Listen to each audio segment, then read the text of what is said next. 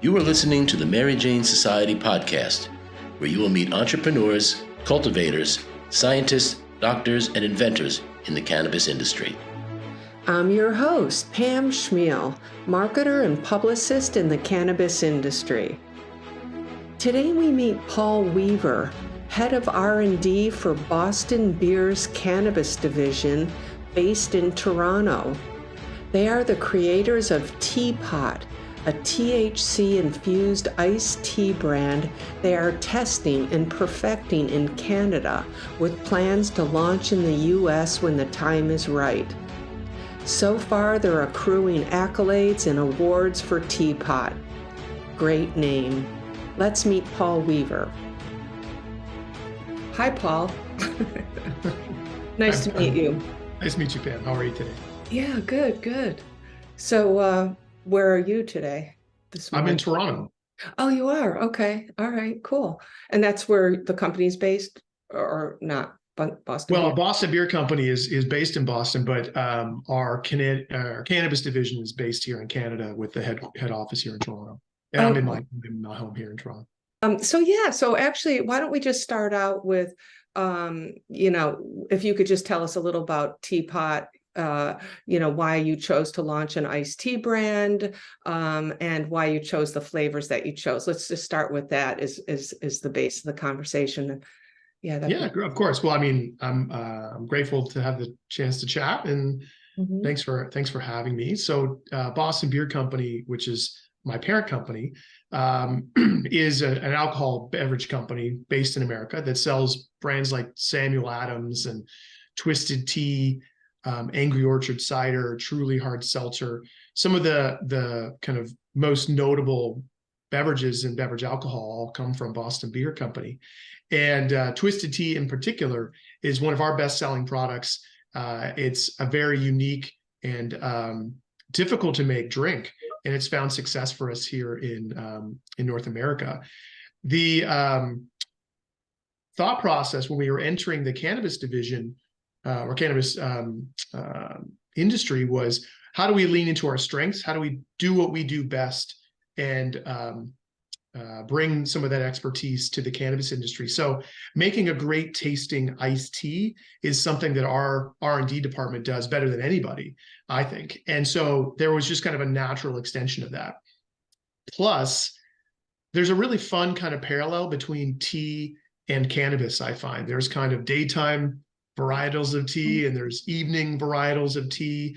There's a lot of terroir. There's a lot of reverence for appreciation of tea. There's tea sommeliers, and we do that with our tea brand. So we created this brand called TeaPot, tea and pot. And the idea is to pair the right tea with the right pot for the right occasion. So we've got varieties of daytime good day iced teas like lemon black tea and a mango green tea, and then we have good evening iced teas that are we've got a blueberry chamomile. We're just coming out with a blackberry rooibos in a couple months that are evening iced teas that are designed to kind of replace your glass of wine at the end of the night. So 2 reasons, Pam. One, we think we can make a really great tasting product better than anybody, specifically in tea. And then we do it in a very uniquely cannabis way, which is kind of telling this time of day story, pairing the right strains of pot with the right varieties of tea. So it's a very diverse product lineup. Yeah, it's very creative. I wouldn't have thought about it, but like you said, you were looking for something within the company that you could expand on into the cannabis space, and that worked really well. And it's so true. I'm mostly a coffee drinker, but tea for sure I do sometimes, and the flavors do depend on the time of day. A nice afternoon tea versus a nice rooibos tea at night. Yeah, totally. Yeah, I'm a coffee drinker myself, primarily. And when I have when I choose tea, I feel like I've an elevated experience. I'm going a little bit more sophisticated than my high octane pitch black coffee. Yeah.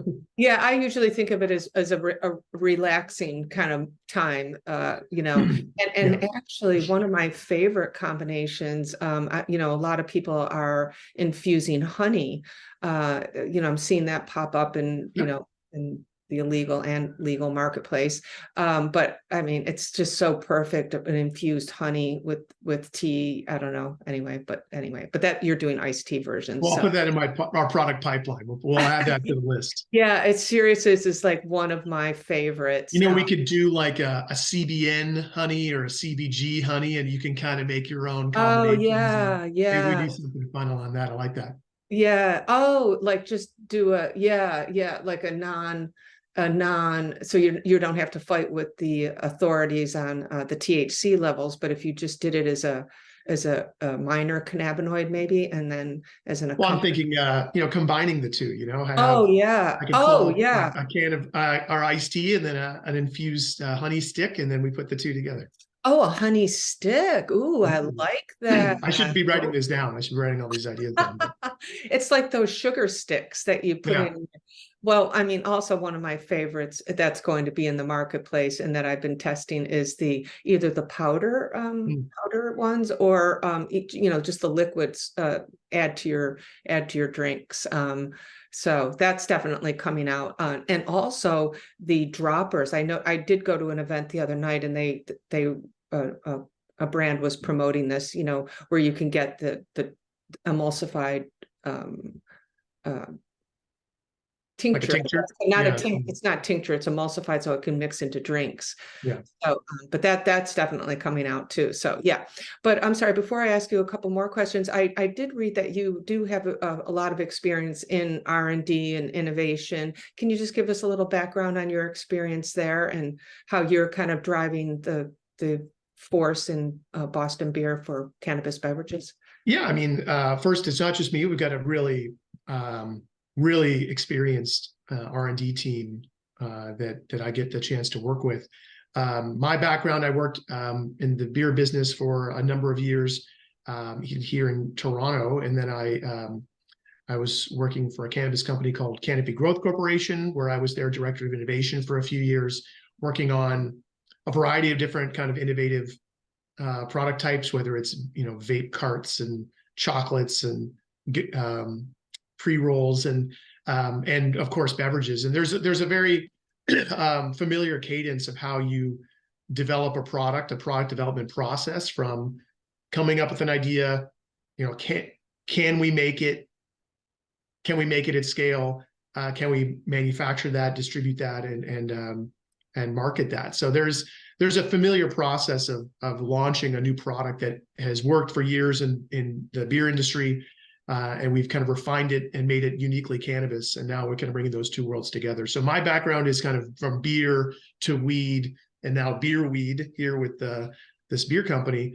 And then my extended team includes people who've worked in flower cultivation and extraction, and R&D from a number of different cannabis companies as well. So we have a pretty good brain trust.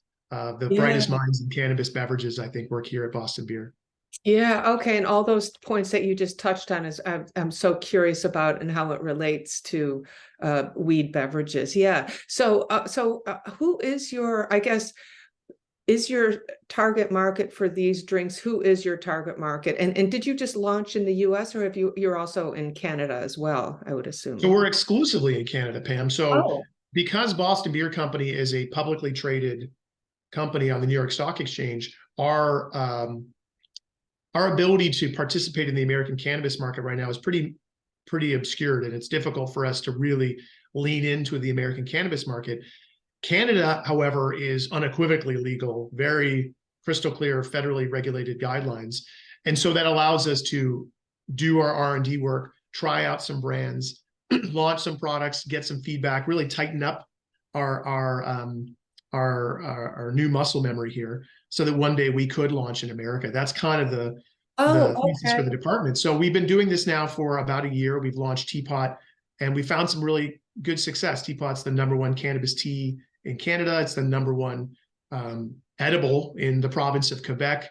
It was voted a 2023 Best New Product Award. So we've got some really good accolades and success stories behind TeaPot, but we're just getting started. It's a lot about refining our bundle and making sure that we're ready to execute in America when we can get that going. Okay, I totally I didn't understand that. I thought you guys were already in the Massachusetts market. Yeah, no, it would make sense that the Okay, Boston Beer okay. Company Well, would be in Boston, and we will one day. Don't get me wrong, yeah, but yeah. Okay, we're no, operating under a different that set